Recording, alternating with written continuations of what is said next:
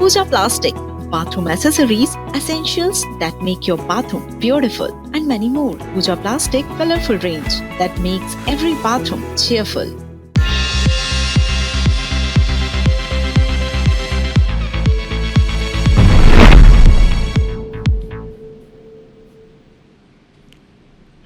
नमस्कार, top 10 news में आप सभी दर्शकों का बहुत स्वागत। मेरा नाम राहुल सौमित्र है। मध्य प्रदेश विधानसभा के बजट सत्र में गुरुवार को अदानी के मुद्दे पर चर्चा के दौरान सदन में तीखी नोकझोंक हुई।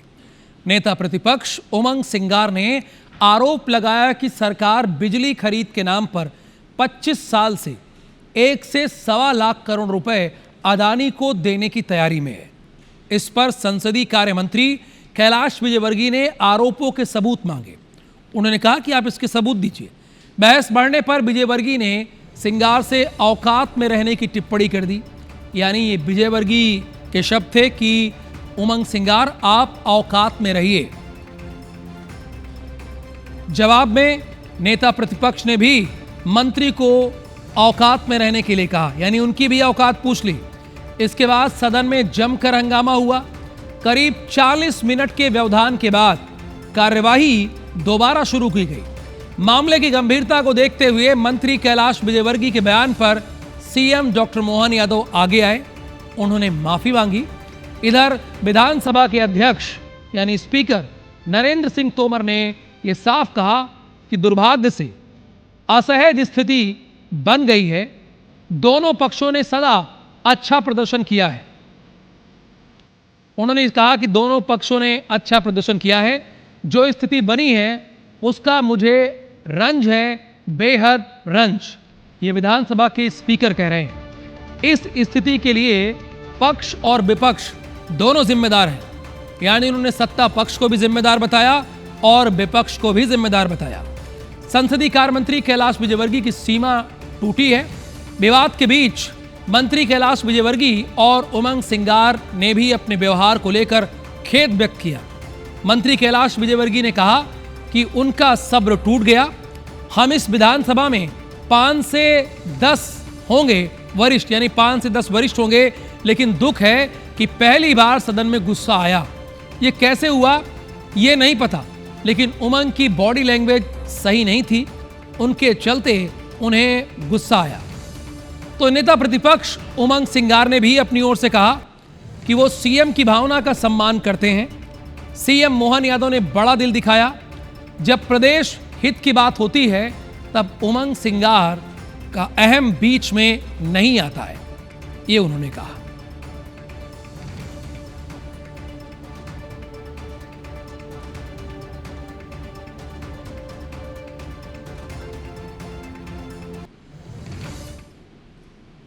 देखिए, ये होना चाहिए। हम अगर थोड़ी अपनी भावनाओं पे कंट्रोल रखें तो बहुत अच्छे से सदन चलता है। इसलिए मैंने उम्मीद की कि दोनों पक्ष की तरफ से भी वाली स्थिति बनती है। लेकिन मैं समझता हूं कि वरिष्ठ मंत्री है, कैलाश जी काफ़ी लंबा अनुभव है और इस प्रकार की अगर बातें करेंगे तो दूसरे विधायकों का संदेश जाएगा। तो मैं समझता हूं कि उन्हें गंभीरता का परिचय देना था। मुख्यमंत्री जी ने, मैं समझता हूं कि सदन से सब विधायकों से और इस बात को, इस घटना को लेके माफ़ी मांगी है। तो मैं समझता हूं कि अब वो सदन के नेता हैं तो उन्होंने इस बात को माना और मैं समझता हूं कि व्यक्तिगत किसी का विवाद नहीं है। खैर, तो उनका अपना अलग अलग अंदाज है। वो नेता प्रतिपक्ष है, हम सत्ता में, हम जवाबदारी के साथ बैठे और इसलिए हमारी भी जवाबदारी है कि संसदीय मर्यादाओं का पालन। ज्योति से पूछूंगा यार। सर सीएम साहब ने माफी मांगी आपकी तरफ से, मतलब कहीं पूरे सदन को कहा कि माफी। भाई कप्तान है वो तो यार, उनको तो मांगे तो क्या हो गया। जेल की गोली कोई बात नहीं है, उनका बोलना फर्ज है, वो विपक्ष में है। बाकी सारी प्रदेश की जनता जानती है कि विकास हो रहा। गरम गरम सा है। दुर्भाग्य से थोड़ी असहज स्थिति बन गई। जो असहज स्थिति बनी, मुझे पटवा जी का एक वाक्य याद आता है। पटवा जी हमेशा कहा करते थे कि सदन में बात रखते समय गुस्सा दिखना चाहिए लेकिन गुस्सा आना नहीं चाहिए। गुस्सा दिखना आवश्यक है, लेकिन अगर गुस्सा आएगा तो बात भी बिगड़ जाएगी और बात रखने का तरीका भी बिगड़ जाएगा और सदन की मर्यादा भी भंग होगी। तो मैं समझता हूँ कि गुस्सा आना नहीं चाहिए, लेकिन आज गुस्सा आ गया दोनों पक्षों की तरफ से और उसके कारण यह असहज स्थिति आज बनी है। इसका निश्चित रूप से मुझे भी बहुत रंज है और सभी माननीय सदस्यों को रंज होगा। और देखिए, इतना बड़ा घटनाक्रम हुआ, ये हमारी जिंदगी के लिए भी एक सबक है कि गुस्सा एक भाव है। गुस्सा दिखना तो चाहिए, लेकिन गुस्सा आना नहीं चाहिए। और जब गुस्सा आता है तो ऐसे ही होता है कि एक मंत्री के लिए मुख्यमंत्री को माफी मांगना पड़ता है। तो गुस्सा दिखना कोई बुरी बात नहीं है, लेकिन वो आना नहीं चाहिए। अगली खबर भी भोपाल से ही है। कैलाश विजयवर्गीय और नेता प्रतिपक्ष उमंग सिंगार का विवाद, युवक कांग्रेस के कार्यकर्ताओं ने विरोध प्रदर्शन किया है। सदन में तुम्हारी औकात क्या है बोलने पर प्रदर्शन हुआ है। मंत्री कैलाश विजयवर्गीय के बंगले के बाहर पोस्टर जलाया गया है। पोस्टर लिया गया कैलाश विजयवर्गीय का और उसे आग के हवाले कर दिया। और ये किया है युवा कांग्रेस ने किया है। और ये कहा जा रहा है कि तुम्हारी औकात क्या है।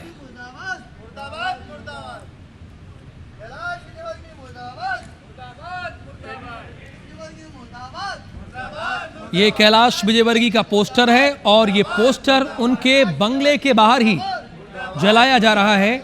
क्यों, ये समझना चाहिए, क्योंकि आज इस बात को लेकर विधानसभा के स्पीकर भी असहमत हैं और सीएम यानी मुख्यमंत्री भी, जबकि वो उन्हीं के दल के हैं और वो उनके ही मंत्री हैं, लेकिन फिर भी वो उनके साथ खड़े नहीं। यानी डॉक्टर मोहन यादव कैलाश विजयवर्गीय के साथ इस व्यवहार पर खड़े नहीं। उन्होंने कहा कि मैं इसके लिए खेद व्यक्त करता हूं।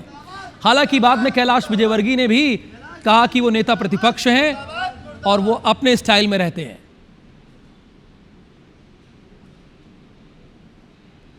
साक्षी, क्या हुआ है? युवक कांग्रेस के कार्यकर्ताओं ने क्या किया? क्या कैलाश विजयवर्गीय के बाहर उनके घर के बाहर पोस्टर जलाए गए हैं?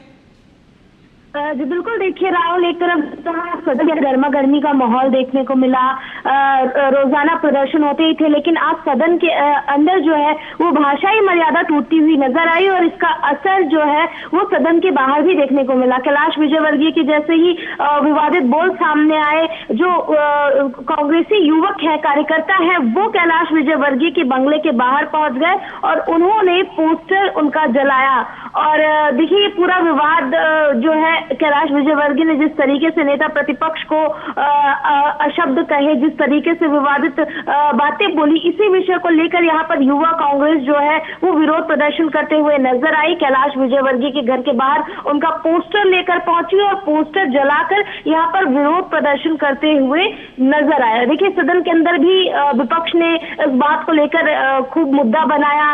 गर्मा गर्मी का माहौल पक्ष और विपक्ष दोनों तरफ से देखने को मिला।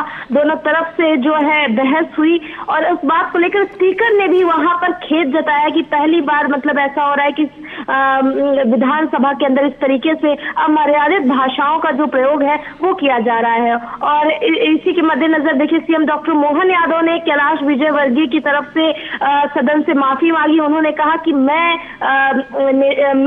लीडर हूं, मैं लीड कर रहा हूं, तो मैं सबकी तरफ से माफी मांगता हूं और हमें मर्यादा का ध्यान रखना चाहिए, सदन की जो गरिमा है वो बरकरार रहनी चाहिए। तो बिल्कुल देखिए, ये पूरा मामला जो है वो आज विधानसभा में हुआ, जहां पर बहस तो देखिए अक्सर देखने को मिलती है, लेकिन जो भाषाई मर्यादा है वो आज टूटते हुए नजर आई, जिसका असर सदन के अंदर और बाहर दोनों जगह देखने को मिला।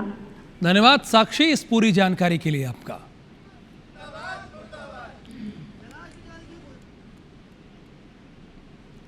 अच्छा, आप कभी ये सोच सकते हैं कि सुप्रीम कोर्ट में कोई मामला हो और वो हाई कोर्ट के लिए ट्रांसफ़र किया गया हो। ये तो होता है कि हाई कोर्ट से मामला सुप्रीम कोर्ट जाता है, लेकिन सुप्रीम कोर्ट से भी मामला हाई कोर्ट ट्रांसफ़र किया गया है। ये माननीय सुप्रीम कोर्ट के पास राइट है 139A के तहत। तो ऐसा ही हुआ है। मध्य प्रदेश के 27% ओबीसी आरक्षण मामले में सुप्रीम कोर्ट ने बहुत ही महत्वपूर्ण आदेश दिया है। अब ये महत्वपूर्ण आदेश दिया है तो वो मैं आपको बता रहा हूं। लंबे कानूनी विवाद के बाद सुप्रीम कोर्ट ने इस मामले को मध्य प्रदेश हाई कोर्ट वापस भेज दिया है। मतलब सुप्रीम कोर्ट ने इस मामले को मध्य प्रदेश हाई कोर्ट को वापस भेज दिया है। सुप्रीम कोर्ट ने कहा है कि अंतिम फैसला अब मध्य प्रदेश हाई कोर्ट ही करेगा, यानी जो कुछ करना होगा वो मध्य प्रदेश हाई कोर्ट को करना होगा, चूंकि ये मध्य प्रदेश राज्य की बात है। और सुप्रीम कोर्ट की तो वैसे भी गाइडलाइन है कि आरक्षण 50% के ऊपर नहीं होना चाहिए। तो किस वजह से सुप्रीम कोर्ट ने यह मामला हाई कोर्ट को रेफर किया? फिलहाल मध्य प्रदेश में 13% ओबीसी आरक्षण पर हाई कोर्ट की पुरानी अंतरिम रोक जारी रहेगी। ठीक है, इस फैसले के बाद मध्य प्रदेश में ओबीसी आरक्षण को लेकर चल रही सियासी हलचल अब तेज हो सकती है। मध्य प्रदेश विधानसभा में विपक्ष के हंगामे और ओबीसी मामले को लेकर सीएम डॉक्टर मोहन यादव ने कांग्रेस को सीधे आड़े हाथों लिया है। उन्होंने कहा है कि कांग्रेस हमेशा झूठ बोलो आगे बढ़ो के भाव से चलती है। कांग्रेस सामाजिक विद्वेष फैलाने और हर वर्ग को लड़ाने की बात करती है। नकारात्मकता की राजनीति के कारण कांग्रेस देश भर में पतन की ओर जा रही है। देखिए जो लिखा है मैं पढ़ रहा हूं और ये बात कहना है मुख्यमंत्री का। तो हमेशा झूठ बोलो आगे बढ़ो इसी भाव से चलती है और कांग्रेस के झूठ को जनता जानती है, इसलिए चुनाव में आकर के कांग्रेस को इसकी मुंह की खाना। कांग्रेस ने 1971 में गरीबी हटाने की बात करी, गरीबी हटी नहीं, कांग्रेस लगातार बेवकूफ़ बनाती गई। कांग्रेस ने ओबीसी की जनगणना का बंद करने का आरोप भी कांग्रेस के माथे पे। कांग्रेस सामाजिक विद्वेष फैलाने का काम करती है, हर एक वर्गों से एक ऊंचे वर्ग नीचे वर्ग तमाम लड़ाने की बात करती है। तो कांग्रेस का काम मैदान में कम हंगामे में ज़्यादा है, इसलिए कांग्रेस लगातार नकारात्मकता की राजनीति के कारण से देश भर में पतन की तरफ जा रही है। मैं उम्मीद करता हूं कांग्रेस इससे सबक लेगी। अब बात छत्तीसगढ़ की। छत्तीसगढ़ में नक्सलवाद पर अंतिम प्रहार लगातार जारी है। गुरुवार को बीजापुर जिले के करेगुट्टा इलाके में नक्सल विरोधी अभियान के दौरान 5 नक्सली मारे गए। सूत्रों के अनुसार सुरक्षा बलों और नक्सलियों के बीच मुठभेड़ हुई। इसके बाद मौके से हथियार और नक्सली सामान बरामद हुआ। हालांकि अब तक किसी अधिकारी ने आधिकारिक जानकारी नहीं दी है। सुरक्षा बल आसपास के जंगलों में तलाशी अभियान चला रहे हैं ताकि किसी भी तरह की नक्सली गतिविधि को रोका जा सके। अधिकारियों का यह साफ कहना है कि जांच पूरी होने के बाद ही स्थिति स्पष्ट होगी।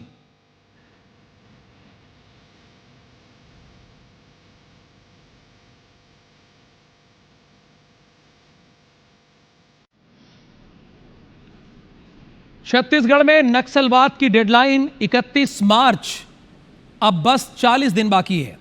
यानी चूंकि आज तारीख है 19 फरवरी और 31 मार्च में अगर आप जोड़ेंगे तो 40 दिन बाकी है। हर स्तर पर नक्सलवाद पर कड़ा प्रहार करने की तैयारी की जा रही है। इसी कड़ी में गरियाबंद के ओडिशा से सटे इलाके ओड में सीआरपीएफ का कैंप खुलने जा रहा है। राज्य वन जीव बोर्ड की बैठक में इस प्रस्ताव को हरी झंडी दी गई। ये कैंप उद्दंती सीता नदी रिजर्व एरिया में खुलेगा। बोर्ड ने 3 हेक्टेयर से ज्यादा जगह पर कैंप खोलने की सहमति दी है। अब यह प्रस्ताव केंद्र सरकार को भेजा गया है। वहां से हरी झंडी मिलते ही यहां सीआरपीएफ का कैंप खुल जाएगा। इसके बाद नक्सलियों के इस इलाके में भी ऑपरेशन किए जा सकेंगे।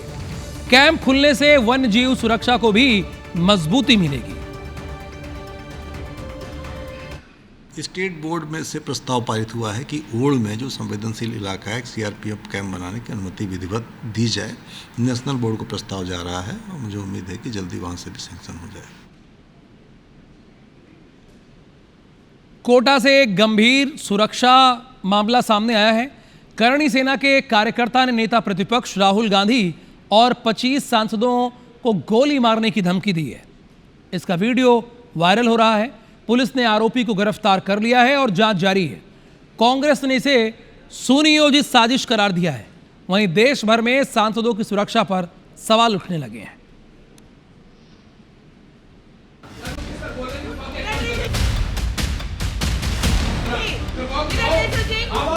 दोबारा ऐसी घटना हुई उन सांसदों के घर में घुस के हम तोड़फोड़ करेंगे।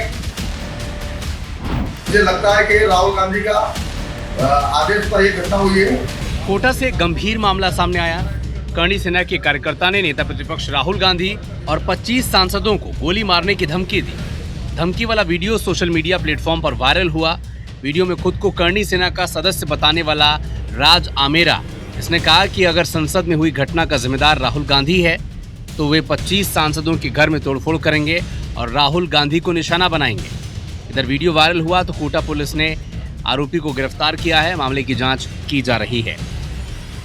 जिस प्रकार से भारत की संसद में कांग्रेस के 25 सांसदों ने घुसकर और श्रीमान लोकसभा अध्यक्ष ओम बिरला से जो गाली गलौज करी है, उसकी हम सभी भारतीय जनता पार्टी के कार्यकर्ता, करणी सेना के कार्यकर्ताओं में काफी रोष भी आते हैं।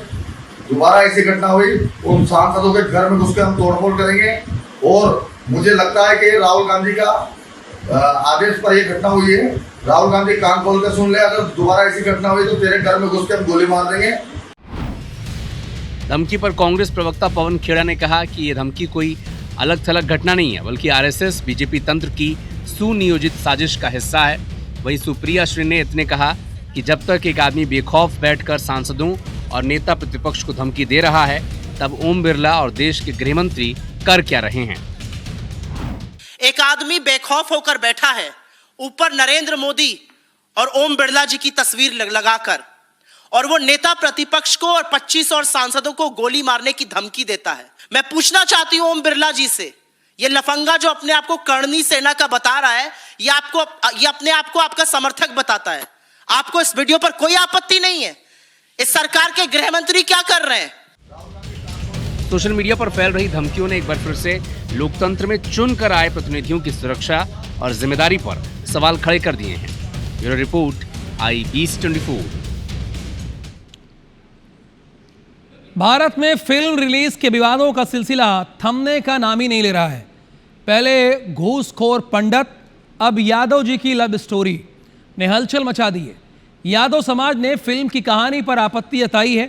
सोशल मीडिया पर बहस तेज हो गई है और सेंसर बोर्ड की भूमिका पर भी सवाल उठ रहे हैं। कानूनी चुनौतियां और विरोध के बीच फिल्म की रिलीज डेट फिलहाल अनिश्चित बनी हुई है।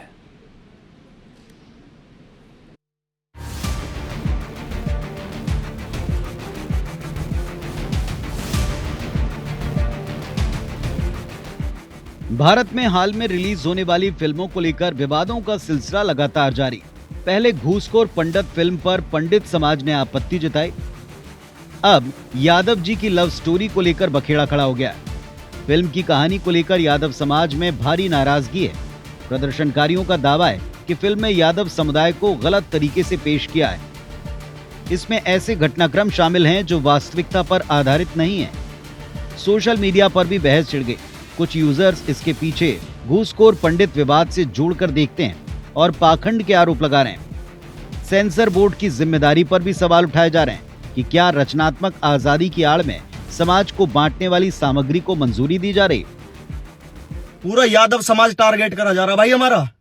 ये कोई छोटी बात नहीं होती भाई। तुम आओ और यादव जी की लव स्टोरी बना दी। जो गंदी फिल्म आ रही है जिसमें लव जिहाद दिखाया जा रहा साफ साफ, उसमें तुमने यादवों को टैग दे दिया, यादव जी की लव स्टोरी। तो भाई ये चीज बिल्कुल सरासर गलत है। इस विवाद पर उत्तर प्रदेश के मंत्री संजय निषाद ने कहा कि ये प्रचार का एक नया ट्रेंड बन चुका है। जब ये कानून बन गया है, कानून का पालन करना चाहिए। अब जो लोग पालन नहीं कर रहे हैं उनके खिलाफ कुछ न कुछ कानूनी कार्रवाई करनी चाहिए। कुछ लोग सिरफिरे लोग हैं। ये आजकल सोशल मीडिया का मतलब एक ट्रेंड है कि जब हम कुछ ऐसा कंट्रोवर्शियल नाम रखेंगे तो लोग विरोध करेंगे, फिर हमारा प्रचार फ्री में हो जाएगा। फिल्म की रिलीज डेट अभी स्पष्ट नहीं, लेकिन बढ़ते विरोध और कानूनी चुनौतियों के चलते इसमें देरी के आसार हैं। Bureau report, IBC24। दिल्ली के भारत मंडपम में चल रहे AI समिट को उद्योगपति मुकेश अंबानी ने संबोधित किया। अंबानी ने इस दौरान एक बड़ा ऐलान किया।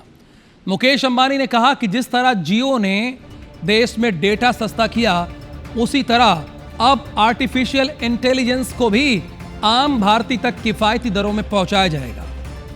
अंबानी ने कहा कि भारत इंटेलिजेंस किराए पर नहीं ले सकता और जियो देश को इंटरनेट युग के बाद अब इंटेलिजेंस एरा से जोड़ेगा। इस दिशा में जियो और रिलायंस इंडस्ट्रीज अगले 7 सालों में 10 लाख करोड़ का निवेश करेंगे। ये निवेश भारत में मजबूत एआई ढांचा खड़ा करने और आने वाले दशकों के लिए आर्थिक मजबूती सुनिश्चित करने के उद्देश्य किया जाएगा। कंपनी जामनगर में चरणबद्ध तरीके से multi gigawatt AI ready data centre park विकसित करेगा। 2026 के अंत तक 120 मेगावाट क्षमता शुरू करने का लक्ष्य है, जिसे आगे गीगावाट स्तर तक बढ़ाया जाएगा। ये पूरा ढांचा ग्रीन एनर्जी पर आधारित होगा। साथ ही जियो अपने नेटवर्क के जरिए देश भर में ऐसी कंप्यूट क्षमता उपलब्ध कराएगा जिससे एआई सेवाएं कम लागत, तेज गति से लोगों, दुकानों, स्कूलों, अस्पतालों और खेतों तक पहुंच सके। अंबानी ने जोर देकर कहा कि जियो एआई भारतीय भाषाओं में काम करेगा ताकि किसान, युवा, छात्र और छोटे व्यवसायी अपनी भाषा में इसका लाभ उठा सकें। मुकेश अंबानी ने विश्वास जताया कि भारत 21वीं सदी में अग्रणी एआई शक्ति बन सकता है, बशर्ते तकनीक सुलभ, किफायती और देश की जरूरतों के अनुरूप विकसित की जाए। Jio connected India to the internet era. Jio will now connect India to the intelligence era. Jio together with Reliance will invest 10 lakh crores over the next 7 years starting this year. Top 10 news में आज के लिए बस इतना ही। मुझे और मेरी पूरी टीम को दीजिए अनुमति। नमस्कार।